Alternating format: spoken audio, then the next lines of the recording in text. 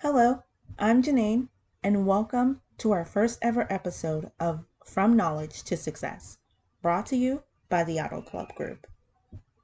Today, we will be discussing financial literacy, and believe it or not, but we're currently living in a financial literacy epidemic.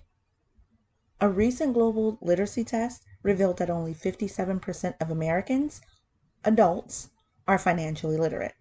That leaves 43% of adults in America scratching their head when it comes to finance. The test had questions like, what is risk diversification? And can you identify the effects of inflation?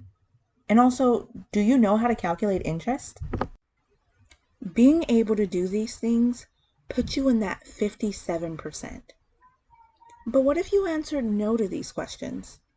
Well, if that is the case, then stick around because this is what our podcast is all about. We are here to change your relationship with money. We will be discussing financial literacy, career readiness, and entrepreneurship. All the things that you need to go from knowledge to success. Now let's dive into that first question. What is risk diversification? Risk diversification is a strategy that involves investing in different types of assets to reduce the risk of losses.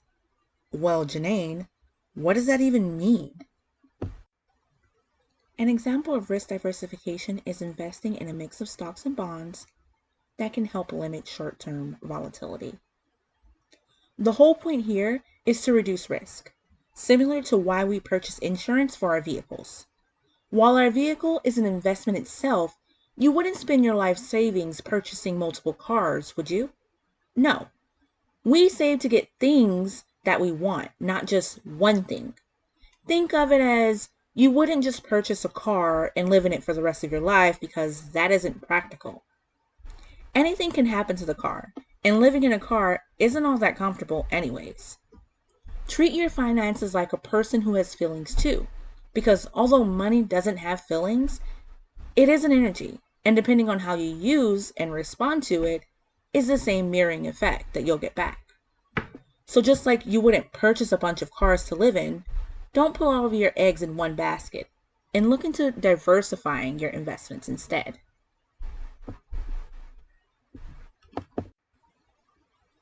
Now, for that second question, can you identify the effects of inflation? Most of us would answer yes to this question because I'm not sure about you, but I have felt the effects of a $6 carton of eggs when just a few years ago it was under $2. Ouch. The effects of inflation are often a shock to many, but if you keep up with market trends, you will be less shocked by what comes to pass. Decreased purchase power is what we all think of when we hear inflation, but at the same time, we should be concerned with the higher interest rates that happens during inflation. Variable interest rates on loans increase during inflation.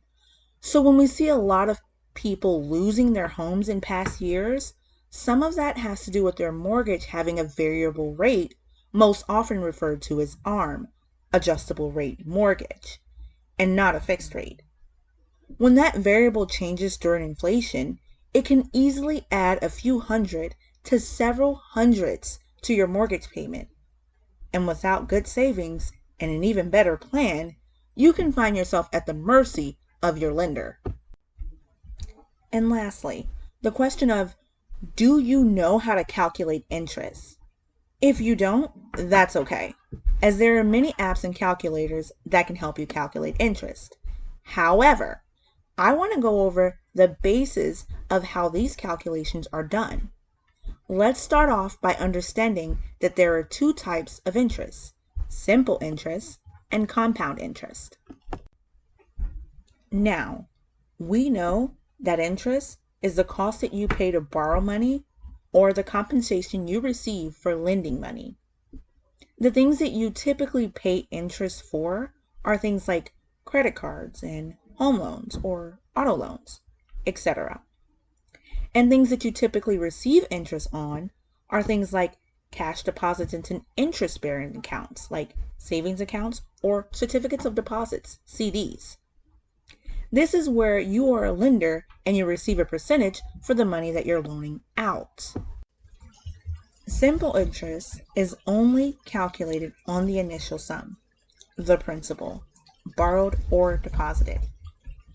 This is generally a fixed percentage for the loan's duration. No matter how often calculated, this simple interest is only applied to the principal balance. Simply put, the interest payment won't be affected by previously accrued interest. So let's get a formula.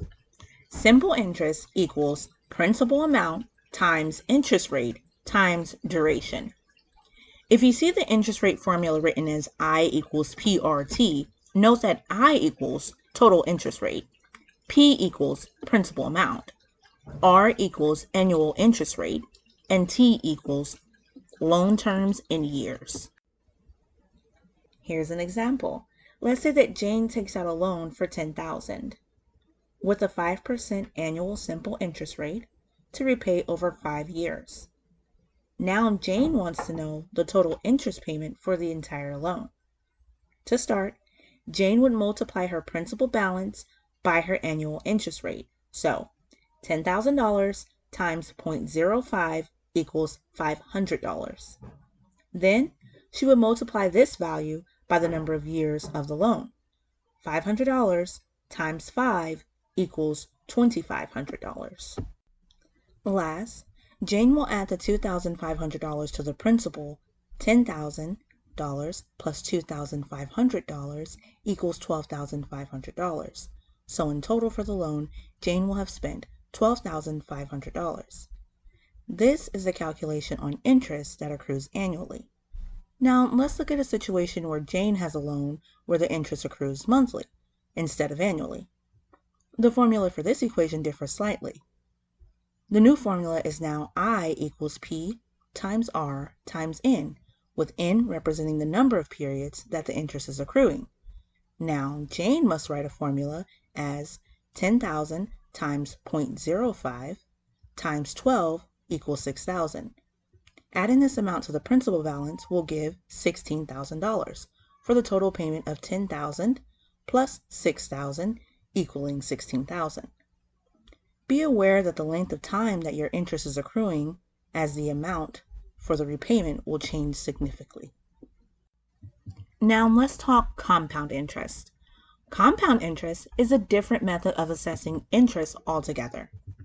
Unlike simple interest, compound interest accrues interest in both initial sum as well as interest that accumulates and adds to the loan.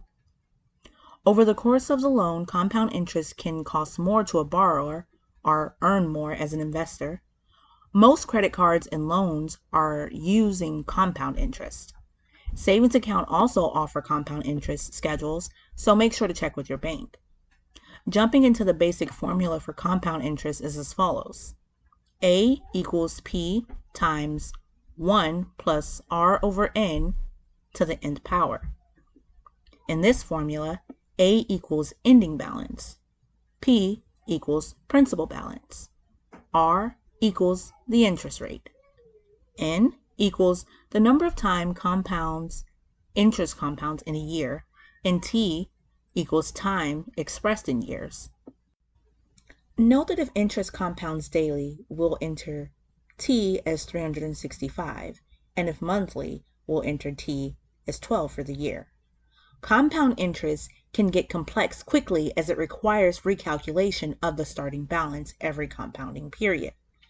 Taking it back to the original equation where Jane took out a loan of $10,000 with 5% interest rate over 5 years, we've already established that the loan repayment would be $12,500 over a 5-year term, with interest being accrued annually on a simple interest loan, or plus $2,500 received on an investment. Now, for compound interest, consider the same loan compounded monthly. Over 5 years, you'd pay $12,833.59. That's $10,000 of your original balance plus $2,833.59 in interest. Over time, the difference between simple interest and compound interest loans build up quite fast. For some, Calculating compound interest is going to be easier done with a calculator rather than attempting to do it in your head or using the old-fashioned pen and paper. The goal here is to let you know what these topics are and how they apply to your everyday life. That way, you can make informed decisions rather than guessing on how to handle your finances. So guys, From Knowledge to Success is having its first ever event.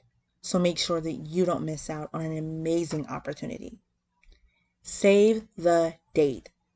April 17th, 2025, this event will cover in-depth financial literacy and career readiness. There will be keynote speakers, job fair booths, and ton of fun activities, and even a few door prize giveaways. And this is your chance to network with the community of Polk County. More information will be posted, so make sure that you're following us at Facebook at From Knowledge to Success, Financial and Career Empowerment. Thank you all so much for tuning in. And as always, let success be your story.